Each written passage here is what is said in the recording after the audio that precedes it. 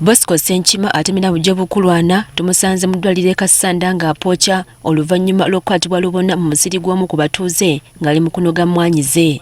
Ono lwakwatiddwa abatuuze kye baakoze kyakumutemako bibatu bye byombi. Ebifaananyi bino ebyakwatiddwa n'essimu biraga Senchima nga yandayanda okuddusibwa mu ddwaliro omusaayi nga gutiiriika. Ono mutuuze w'e Katikandegera mu ggombolola y'Ekijuna mu disitulikiti y'e Kasanda ng'emmwanyi z'abadde abba za mutuuze ategeerekese erya Luboyera omutuuze w'e Kalagala e Kasanda. Eky'omukisa omulungi eby'okubba emmwanyi tabyegaanye. Bavudde ku kiba kutemeka emikono. Wangi? Yogerako nnyo tuwulire.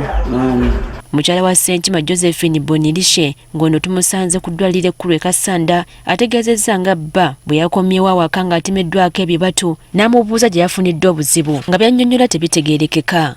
Nange nalabidde awo nga bw'olaba accident yazze ekiro nampita sawa nga musaawa kati okumpita ngenda okugulawo n'engalo ziribeze najja sikogumbi kati nnyonnyo olwagiza we yagudde awo mu jiipu n'enziruka ogenda okunoonya ku bantu bajje balabe tebagamba nzaakozeeki nzaakikozeeyo.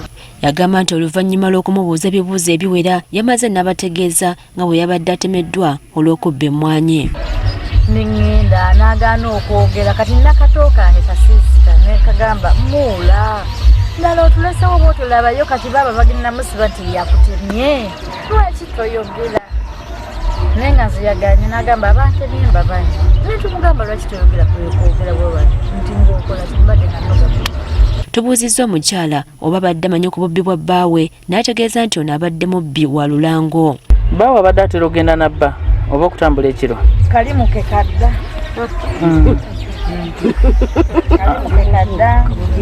Naye era n'abatuuze ku kyalo bampolereza balaba enfafagana gye nfafaganamu okunoonya ku busente obumbeesaawo n'omwana wange. Ekyennaku agamba talina ssente za kujjanjaba bba kubanga n'ab'eŋŋanda bonna bamwesambye dda.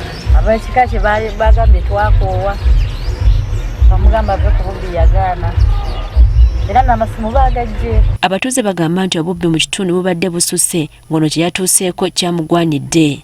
Kabbi batusumbuwa emmwanyi zaffe tuzirinda zengere batunoze emmwanyi ento kaba batemu. Ngenda okukola ekisolo kisibyawo kirugenze ababbi ekyamazima bwonna we muli ekyamazima mweddeko.